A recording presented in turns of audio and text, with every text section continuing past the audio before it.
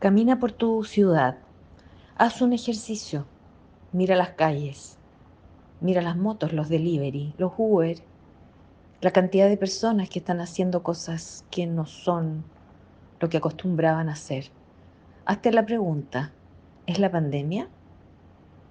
¿En qué año estamos? ¿Hemos vuelto a 45 años atrás? ¿Quién soy? ¿Dónde estoy? ¿Dónde estoy parado? El subempleo. ¿Estoy haciendo lo que yo quiero? ¿Soy artista? ¿Estoy haciendo pan o estoy arriba de un escenario? Las protestas, la rebeldía, la represión. ¿Es hoy? ¿Es el año 80? Mucho que hablar, mucho que escuchar. Pedro, Juan y Diego, el capítulo de hoy del poder de la palabra. Estamos con los compañeras, gracias. Pedro, Juan y Diego, un hito del Teatro Ictus que viene al 2021. Por alguna razón viene, por alguna razón don Roberto Poblete, que fue quien presenció. ¿Ahora te pusiste o te sacaste los lentes? Las dos cosas. Ya. ¿Pedro, Juan y Diego lo estaba haciendo con anteojos? ¿Tú eres No. Pedro? Pedro, Juan y Diego lo estamos haciendo con muchas ganas, con mucha energía, con una tremenda... ¿Cuál sería la palabra, ya que estamos en este espacio donde la palabra es tan importante y se le ha subrayado tanto? La palabra sería que es de una actualidad impresionante. ¿Resistencia? Apoyo mutuo también. Yo diría apoyo mutuo, también una palabra importante. Sí, también, pero fíjate que al final del día era como un grito en su momento, el año 76, que hablaba de la dignidad de las personas a través del trabajo. Y mira, hoy día que ya tiene hasta su plaza propia la palabra dignidad, es como viajar en el tiempo y establecer que lo que hace la gente puede ser condensado en una palabra. De repente, para decir, por favor, en este espacio nosotros vamos a dignificar lo que es el trabajo y el producto del trabajo. Y es bonito eso, ver cómo el ictus de ese tiempo era lúcido, era pertinente, era contemporáneo, y hoy día sigue teniendo las mismas características su trabajo. Y con todo este grupo de gente joven que viene a darle con una mirada muy contemporánea, empezando por nuestro director Jesús Urqueta, porque hay que decir apellido ya que estamos todos enmascarados. Bueno, pero Jesús tiene un sentido hermoso. Cierto. Estamos siendo dirigidos por Jesús. ¿Y quién me... Ya lo puse. Esta es la única vez que yo he creído en Jesús. El único Jesús que le creo es a ese. Muchas gracias. Bueno, pero estamos situados en el PEM, en el POG. Yo no sé... Sí, o sea, la obra fue estrenada el año 76. Entonces el PEM. Marzo 76. Perdona, yo tengo la idea de que el PEM y el POG eran como en la misma época, ¿o no, Darío? Sí, son proyectos contemporáneos. Sí.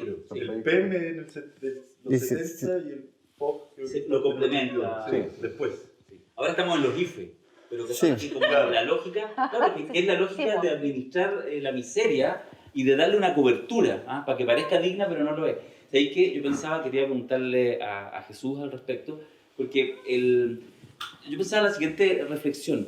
Cuando tú piensas, si nosotros a cualquiera persona conversáramos del año 76, haríamos el relato, o de esos años, digamos, haríamos el relato político, o sea, qué eran esos años de dictadura, hablaríamos de lo político, de la dictadura en el sentido de lo político. En cambio, la vivencia que aparece en la obra, en Pedro, Juan y Diego, es una vivencia que se centra lo político, pero en lo cotidiano, en la vida económica de las personas, casi en un sentido marxista, se me escapa. Y yo creo que nos pasa mucho hoy en día. Empezamos por la cuestioncita. Ya, si esta cuestión es un espacio de libertad, está bien. ¿Estás hablando de Jesús? De Marx, se refiere a la contraposición. Muchas gracias. En la polera, la camiseta. La camiseta y todo. Vine con la roja esta vez para este tema. Y yo pensaba que hoy en día, cuando uno lo mira en perspectiva, estos tiempos post-estallido social son tiempos intensamente políticos, de convención constituyente. Pero efectivamente hay otra historia solapada, que es la crisis económica de la pandemia, que son los IFE de 65 lucas como solución para administrar la pobreza.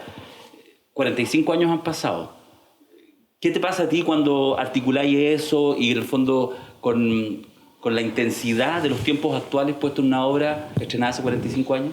Creo que el link que yo me hago lo hago desde un lugar personal que tiene que ver con la relación con mis compañeras y mis compañeros de teatro, ¿cachai? Y que tiene que ver con el personaje de Diego en el original, que es alguien con un estudio universitario que termina dedicándose a otra cosa, ¿cachai? Solamente por sobrevivir.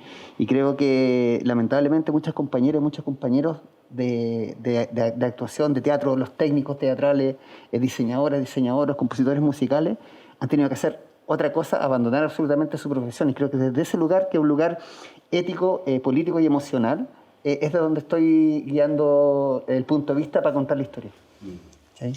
Contemos que Diego, bueno, ahí el Nico puede contar más, que está tomando a Diego, que para mí en lo personal es algo tremendamente importante, como toda la obra, digamos, pero es el papel que creó, que hizo mi papá. Y desde ese lugar, bueno, cuando uno es papá, hija o mamá, uno siempre mira en la obra, mira más a ese personaje.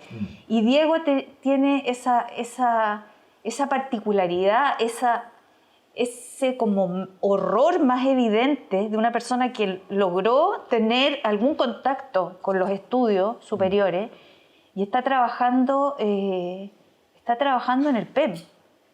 Entonces, no sé cómo agarras tú, que no conociste lo que era eso, qué homologación, cómo lo que estaban hablando un poco los compañeros, cómo te metes en, no es que esto sea una entrevista, pero de actriz a actor, te pregunto, ¿cómo te metes en algo que hoy es lejano y cercano, ¿no? Yo no creo que sea, claro, en el sentido, como lo decía Jesús, no creo que sea tan lejano. Creo que en el mundo del arte es algo que venimos viviendo, en este país es algo que venimos viviendo hace muchos, muchos años. O sea, efectivamente el ser actor, el ser artista en este país, el ser músico, no te da ninguna estabilidad de absolutamente nada. Entonces, todos nuestros compañeros han tenido que hacer esto siempre. Nosotros lo hemos visto también en esa situación. No lo veo tan lejano a la realidad nuestra. En ese sentido hay como un espacio emocional, como decía el Jesús, para entrar en ese personaje. Yo, lo que más leyendo la obra, es entender ese secreto que hay. Porque con una primera lectura del personaje que uno no entiende qué es lo que pasa hasta el final. ¿Cachai? Como esa humillación que tiene que sentir después de haber estado en un espacio, digamos, de universitario que no pudo terminar, que viene toda esta crisis y tiene que ponerse en este trabajo. Sin embargo, con los compañeros aprendiendo empieza a entender la dignidad de ese trabajo y él empieza a ser parte de ese trabajo también. Entonces, hay un rollo moral en el personaje, un rollo ético en ese personaje que lo encuentro hermoso, que empieza a tener una vergüenza, porque uno empieza a sentir esa vergüenza del que vende topollillos, que tiene que estar vendiendo topollillo y libro, empieza a hacer un... ¿Cachai? Sí. Que evidentemente uno que ha vivido eso, o sea, cuando uno sale en la escuela y en algún momento tenés que ser mesero, ponte tú, ¿cachai? Y te toca, y todos nos tocó hacer eso. Y llega la persona que te trata pésimo, weón, y tú tratás de hablar con esa persona y en realidad por una cosa de clase te trata simplemente mal. Claro, o atendía a un colega. ¿Cachai? O atendía, bueno, nunca me pasó, pero... atender al colega. Sí, pero hay una vergüenza detrás, una especie de humillación que no debería, o sea, que en ese sentido... no sé si se escucha. No se ahora tienes que repetirlo todo. Voy a repetir todo lo que dije. Claro. En el fondo a todos nos tocó ese espacio, ¿cachai? Hay un espacio vergonzoso. Cuando uno tiene que limpiar la mesa, que después te das cuenta haciendo lo maravilloso de la obra, que hay un espacio de dignificación de aquello. Entonces ellos después, ese trabajo que hacen, él es el que más en el fondo quiere cuidarlo, ¿cachai? Porque después cuando mandan a tirar abajo la pirca, bueno, no sé, la gente que no conoce la obra, lo mandan a hacer un trabajo, digamos, bastante absurdo en esa época, era simplemente para justificar el sueldo miserable que les pasaban.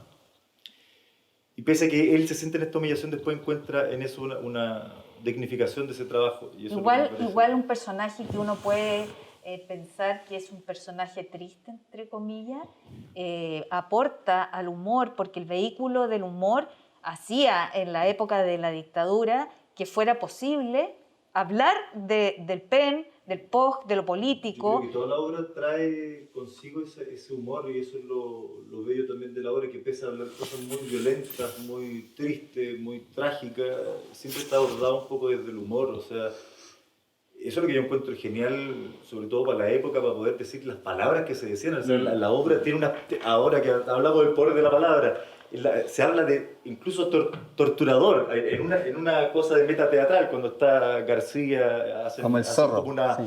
una representación del zorro, hacen teatro en el teatro, hay una meta teatralidad, pero hay palabras súper fuertes, hablan de muerte, hablan de sangre, Torturador de los pobres, hablan dice. del torturador de los pobres. O sea, hay una cantidad de palabras que se dijeron en el escenario en un momento que no se podían decir. No se podía, claro. Y encuentro genial que a través del humor eso pasaba, digamos, era la manera, digamos, de poder decir eso a la gente, y eso me parece... Curioso, porque de las anécdotas que yo recuerdo es que venía gente como Jaime Guzmán a este teatro y salía riéndose, con la sensación, creo, Roberto, que alguna vez contaron esa anécdota, que él sale y dice, oye, lo pasé súper bien, sentía que se reían un poco de mí, pero lo pasé súper bien. Entonces, este teatro no fue cerrado por eso, porque de alguna manera justificaba, decían, bueno, dejemos esta hormiguita que funciona ahí como muestra de que no somos tan malos, ¿no? Claro. Entonces venía, yo escuchaba que era insólito y los dejaban entrar. En algún momento creo que se cerraron las puertas y dijeron, ya, por favor, que este tipo de gente no entre más acá, porque era tremendamente doloroso, ¿no? Pero en el fondo se utilizaba el humor para un poco que pasara colado, en el fondo. Eso es lo que dicen, ¿no? Yo creo que más que pasar a colado, bueno, he sido partícipe de otra época del ictus, donde siempre el humor... Subversivo. Subversivo. Es que yo lo tengo subversivo. Si ese tipo de personas venía acá y no salía totalmente ofendida y con ganas de desaparecerlos a todos, digamos, el humor cumplía para ellos un rol, y para los que estaban entendiendo realmente lo que se estaba hablando cumplía otro rol. Eso es interesante, digo, que siempre ha tenido el ictus a lo largo de la historia. Creo ¿Cómo que utiliza también, el humor, cachai? creo que también eso se ha visto como a lo largo de la historia. Uno ve también la obra de Molière, de Shakespeare, cumple también ese objetivo Claro que sí. representaba a la realeza, y aún así la realeza se reía de las mismas atrocidades que hacían ellos. Y en relación a lo que decía Nico, es una pena ver gente tan talentosa. Me pasó en la escuela, ver compañeras y compañeros tan talentosos y verlo después que no, independiente del trabajo que están haciendo hoy en día, sin desmerecerlo, no están haciendo lo que aman hacer y lo que estudiaron hacer, y eso es una pena, el tener que dedicar, porque en cierto punto la gente que finalmente puede seguir haciendo teatro manteniendo otro trabajo, que aún así es terrible, hoy en día ya ni siquiera puede ser eso, partiendo por lo que se está viviendo, por la situación pandemia. Pero es terrible, ya hay mucha gente que se alejó completamente de los teatros, y gente tan talentosa que se pierda en las calles, muy triste. ¿Cuál fue el primer trabajo nuestro? Somos todos actores, actrices, menos Darío, que es varias cosas. Me imagino que lo primero es que fuiste sociólogo. Por ahí. ¿Y cuál fue nuestro primer trabajo? Bueno, en mi hora yo fui estatua. Y de verdad me costaba mucho, porque el trabajo es súper duro, hay que estar quieto durante una cantidad de horas y a veces no te miran, entonces es tremendo. Recuerdo además que yo recibí 5.000 pesos o algo así, y no me sentía orgullosa, como me había sentido en la escuela de teatro, de trabajar, de hacer papeles interesante o medio fome, o de crear, o de, qué sé yo. ¿Cuáles fueron nuestros primeros trabajos? Ay, tú al tiro partiste en el teatro de la Universidad Católica como reina. Eso es porque es rubia. Pero no, Eso es porque es rubia. es esto. No, yo era anfitriona en un restaurante, súper pituco, pero no duré mucho, me cargaba. Después hacía como unos eventos, que tenía, pero de mesera. Fui mesera harto rato, en verdad. Y sí, no, me cargaba. ¿Pero hacíais teatro mientras...? Sí, siempre. Sí, o sea, hacía teatro paralelamente, pero no da nada. Más bien pagaba por hacer teatro. Oye, pero ustedes de hecho o sea, esto ha sido un acto de resistencia. empezaron a hacer este proyecto hace ya hartos meses, no sé, que nos cuenta un poco, Sí. y hacer incluso ensayos por Zoom, entiendo. ¿Cómo es esa experiencia de tratar de ganársela? Además con la esperanza, ya no sé si van a esta altura del partido, de que en algún minuto, de que estamos haciendo la resistencia para que se abra y volvamos a las tablas y esté el público y todo. Debe ser, yo creo, un acto de no sé, de esperanza casi masoquista a veces, ¿no? Lo encuentro que es doloroso a veces. Es doloroso a veces, pero siento que gana otra cosa, que siento que tú le dijiste, la subversión de finalmente de entender desde mi lugar al teatro efectivamente como un lugar de resistencia y no solamente como una frase o un eslogan, ¿cachai? Sino que realmente entender que acá se dicen cosas que sí son peligrosas y acá se instala el teatro, sobre todo en esta sala que me convocaron, el teatro como un acto de comunicación y no como una muestra de virtuosismo. Y creo que desde ese lugar hay una mirada y una conexión con el espectador que es súper importante. Y yo creo que esa esperanza radica en la ilusión de poder estar pronto con las personas que van a estar en este lugar. Y desde ese lugar siento que claro que una vez tuve una gran conversación y que era, esto se va a hacer. Porque hay que decir, yo no quiero cargar el momento, pero este es el montaje que está preparando el Teatro Ictus para volver, no solo después de la pandemia, sino además después de la partida de Nissim. Entonces, y que además no es un montaje nuevo, sino un remontaje de 1976, Sí. que además entiendo que Roberto incluso lo vio, el montaje original, varias veces, fue una de tus primeras, Sí, claro. digamos, idas al teatro. Entonces, o sea, si queréis cargarlo de simbolismo, wow, está fuerte. ¿Cómo te haces cargo de eso, Roberto? No, gracias. Mira, No, yo creo gracias. que aquí pasa No fumo. algo No fumo. muy bonito. El ictus es un continuo de muchas cosas, pero principalmente de gente, de personas. Y yo diría que la familia Sharim, que empezó con Nissim, allá el año 62, cuando se inauguró esta sala, llegó Nissim al ictus y se quedó y empezó a hacer de a poco el sostén, la columna vertebral. Qué bueno que tú lo mencionas, porque siempre es bueno dedicar unas palabras a una persona tan importante como Nissim. Y luego, cuando Nissim ya empieza a declinar por su salud, desgraciadamente su columna, yo siempre dije que Nissim le pasó su columna vertebral al teatro, por eso se deterioró tan luego, y cuando ya su columna no lo podía sostener, el bastón de la posta lo tomó la Pauli, y la Paula, de alguna manera, trae nueva, como corresponde, porque es muy joven, trae una nueva mirada a lo que tiene que ser el teatro y la contingencia, pero al mismo tiempo rescata todo esto que hace que el ictus sea este continuo que te estaba diciendo. Entonces, una de las cuestiones que siempre hablamos en diferentes etapas fue hacer un permanente visita a todo lo que se ha hecho en otras épocas. Y curiosamente, siempre vamos a encontrar un gesto que ajuste, digamos, con lo que está pasando hoy. Fíjate que Pedro, Juan y Diego, que fue el año 76 con una contingencia muy distinta a la de ahora, tiene un montón de cosas que siguen siendo una denuncia y siguen siendo algo que no se ha resuelto en la sociedad.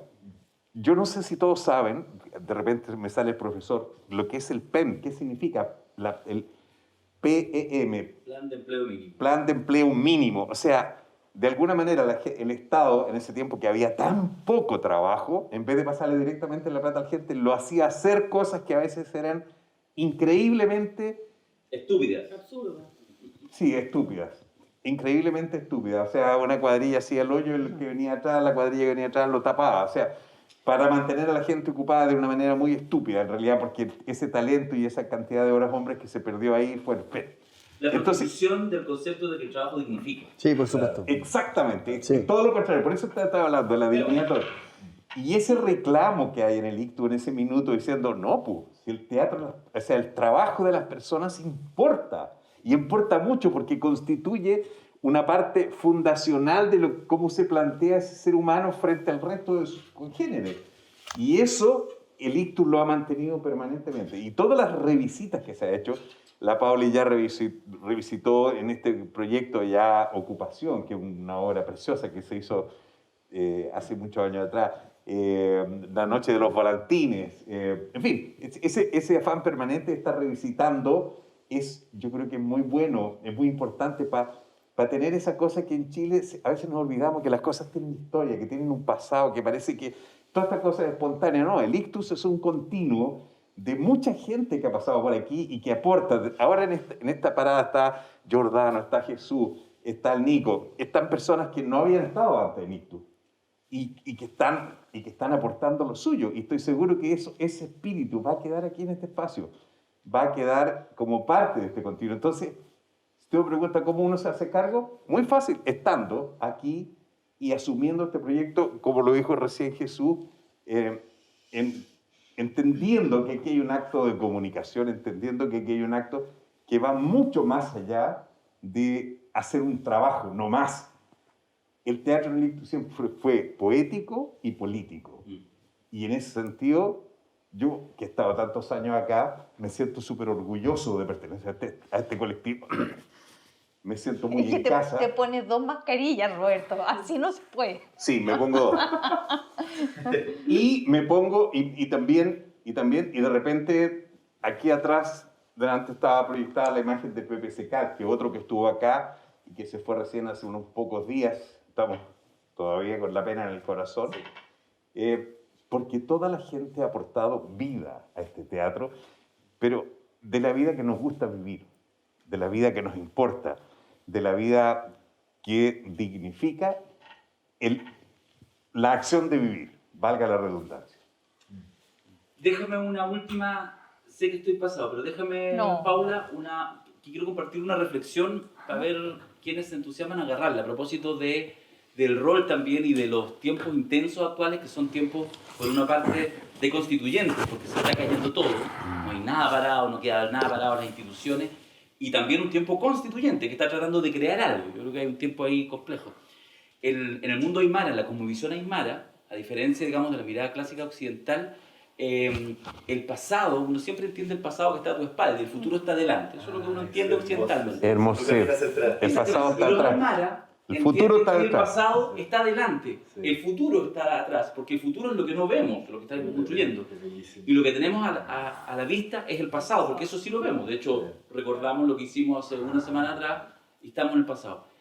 Y de alguna manera parece que en estos tiempos que vienen, el ejercicio, por ejemplo, de revisitar Pedro, Juan y Diego, que es la obra en sí mismo, que es el contexto, que es los actores y actrices que participaron de ello, parece ser un ejercicio súper útil y súper necesario para el Chile que se quiere construir. Sí, absolutamente. Pero, absolutamente, es que, como lo decía, una vez hice una obra justamente sobre la cultura aymara y trabajé con una aymara y nos explicaba eso, que en el fondo la idea de caminar hacia el futuro era caminar hacia atrás, mirando el pasado, ¿cachai? Ah, se va.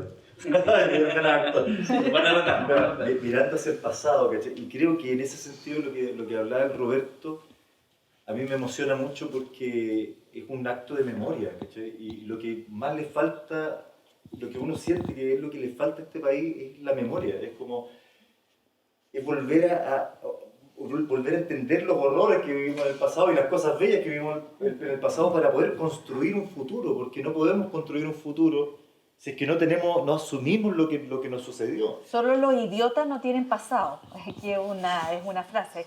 Y nosotros crecimos, bueno, yo antes que muchos de ustedes, con esta cantinela de que ya miremos el futuro, ya no miremos para atrás, que hay mucho.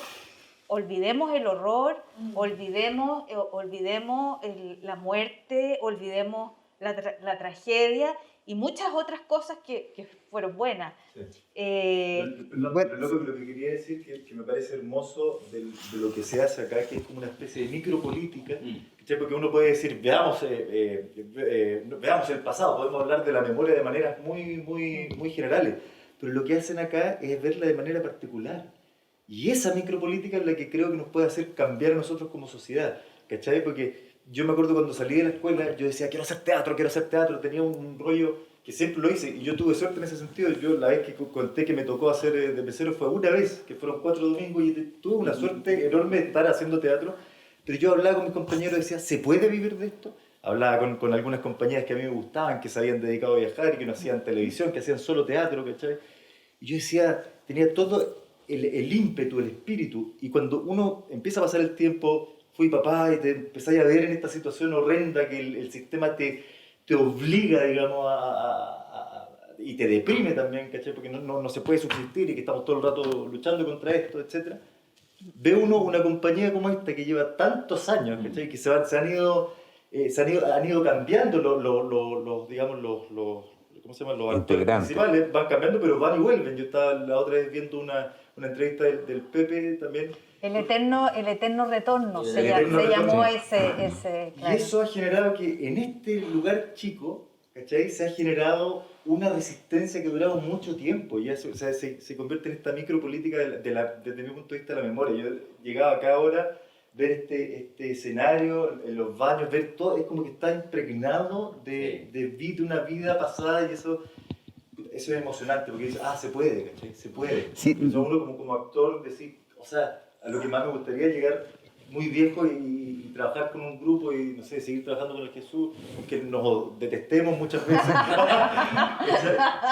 Pero podemos pelear, pero es lo que nos contaba Roberto, que acá se tiran las sillas por la cabeza, pero bueno, después muy amigos. Sí, Bueno, yo doy fe. la propuesta de dirección que estamos realizando para el montaje de Pedro, Juan y Diego tiene que ver justamente con un ejercicio de memoria, entendiendo memoria como presente y como lo inconcluso del pasado que está ahí en el presente, ¿cachai? Entonces, desde ese lugar nos proyectamos hacia un futuro, ¿cachai? La obra, lo que nosotros hacemos, voy a hacer un poco de ¿cómo se llama? Spoiler. Nosotros hacemos una inducción al público al principio, un texto que no estaba, que lo estamos armando, lo estamos escribiendo, que tiene que ver con Poblete, hace una especie de inicio de Europa del Lanford Trier, donde induce al público a una hipnosis, y en esa hipnosis lo hace viajar a 1976. ¿Cachai? Entonces, un poco ese es el viaje a nivel sonoro, a nivel visual, ¿cachai? Ahora lo interesante es que contraponemos estéticamente el texto, que no se corta nada, el texto está tal cual en 1976, con una estética contemporánea, ¿cachai? Finalmente, y esa dualidad un poco es la que nos va a ir contando la historia. Y ese ejercicio es súper importante, sobre todo ahora que la enfermedad más grande de esta sociedad es justamente la ansiedad, ¿no? Y la ansiedad es mirar esta cosa que uno está, lo que contaba toda esta cosmovisión, todo lo contrario, está tratando de ver un futuro que ahora no hay, o sea, ahora uno se planifica de aquí a 2 semanas, que cambian las fases y las cosas. Tal cual. Sí. Con suerte, igual los actores y las actrices estamos acostumbrados a no proyectarnos más de 6 meses si es que te salió una cosa. Claro. Estamos acostumbrados a ese... Súper acostumbrados nosotros. Pero el mal más fuerte de la sociedad en este momento es la ansiedad, y por eso está todo el mundo además abusando de muchas sustancias y volviéndose loco con las pantallas y todo eso. Entonces me parece que es otra razón importante para hacer ese ejercicio del que estaban hablando. Bueno, el teatro, y particularmente llamado y rebautizado y 1000 veces aludido como un espacio de libertad, permite situarse de distintas maneras. O sea, hacer teatro, partir haciendo un teatro por Zoom, yo jamás me lo habría imaginado en mi vida. ¿Qué es eso? Ya el Zoom es algo raro, hacer teatro por Zoom, pero algo pasa, y como para redondear esto, que los actores, actrices que estamos instalados acá, como todos los creadores, estamos impregnados de la sociedad, del afuera, pero de la contingencia. Y es por eso que hemos hecho obras donde nos hemos adelantado al estallido, no era el estallido, era la Revolución Pingüina. Y tú ahora estamos trabajando con un texto del 76, pero si hoy día pudiéramos, y la próxima obra que está escribiendo Emilia, tal vez se va a adelantar a algo, ¿no? Y cuando hicimos Ocupación en el 2005, venían los cabros, lo hicimos 6 meses antes de que sucediera la Revolución Pingüina. Y venían, y entonces se estaba terminando la obra y sucedió esto, y esto partió, creo que era por la toma de un una casa isla y se volvió la toma de un colegio por parte de unos profesores y Ocupación fue una obra que hablaba de eso, de la educación pública. Y de la defensa de la educación pública. Claro, y entonces venían, y esto es anecdótico, pero venían los cabros, los jóvenes que eran protagonistas, dirigentes, y decían, ¡oye, qué bueno que están hablando de nosotros! Como se inspiraron ustedes en nosotros. Y la verdad es que eso estaba en el aire. No digo que ellos se hayan inspirado en nosotros, pero eso era algo que estaba en el aire. Y probablemente, si hubiéramos tenido la suerte de trabajar antes del estallido, algo habría estallado acá también, ¿no? Probablemente. Sin duda. Oye, estaba pensando, ya que estamos hablando de la palabra, el título de esta obra. El título de esta obra, cuando se hace esta obra originalmente, yo creo que el título surge por la cantidad de gente que había en esta misma situación de desempleo. O sea, estaba fulano, mengano y perengano, no sé cuánto. Pedro, Juan y Diego, o sea, todos. Y de alguna manera, eso, señor director, yo creo que se mantiene, ¿no? Estamos todos metidos... Se mantiene con...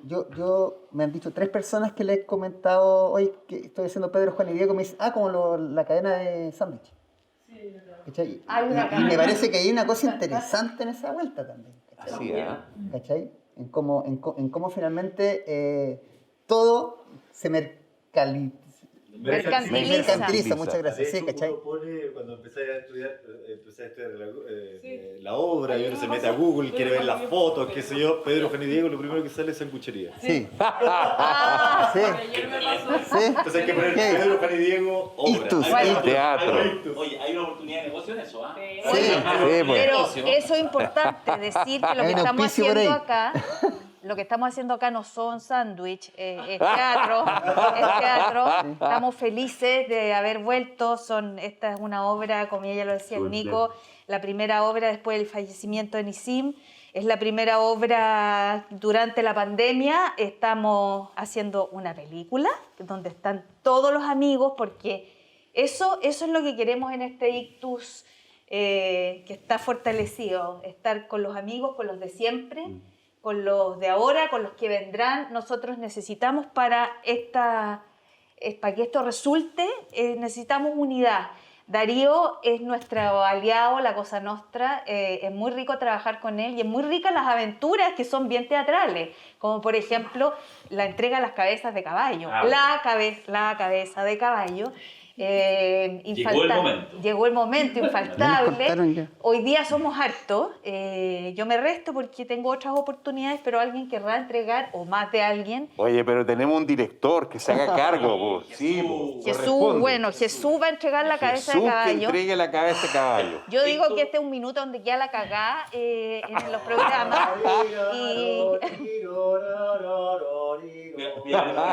Cuidado con los cancelan YouTube si andamos cantando canciones. Son 15 segundos. Bueno, esto la gente ya lo sabe. Esto es uno de los símbolos de la Cosa Nostra, la cabeza de caballo, la cabeza de Jartum. Esta belleza que la hacen unos amigos valdivianos, la Colo y Gonzalo, que nos han regalado. @la cabeza de Jartum si quieren buscarlo en Instagram.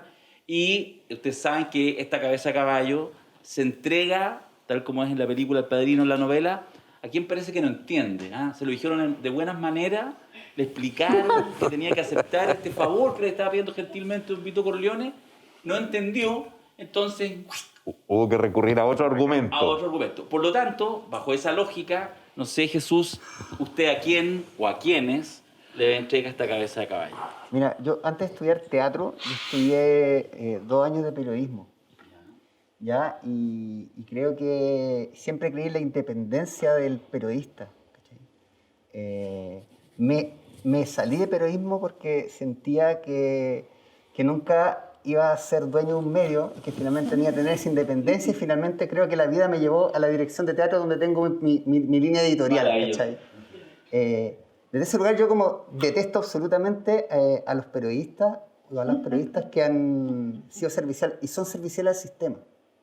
Y creo que mi cabeza de caballo tiene un nombre y apellido porque siento que es una persona que ha dejado de lado la imparcialidad que tiene que tener el periodismo, que no solamente es periodista, sino también maneja negocios particulares y utiliza su plataforma para defender sus intereses personales, por sobre la verdad. Ya lo sabemos. Sí. Nombre. Wow. Matías del Río. Por supuesto. ¡Oh! Tu cabeza ¡Oh! Oye, pero me encantan los jugados. Yo creo que alguien más puede hacer una entrega de cabeza de caballo. No sé. ¿Alguien más? ¿Roberto? No. Pero yo- si tú eres el mejor improvisador de Yo Chile. entregué no soy así. durante muchos años un antipremio, Un antipremio. Sí. el gorro de lana, y yo creo que ya cumplí mi parte. Sí. Ahora le corresponde al otro mundo mojarse el culito. Bueno, la cabeza de caballo cierra nuestro segundo poder de la palabra en el ictus junto a la Cosa Nostra.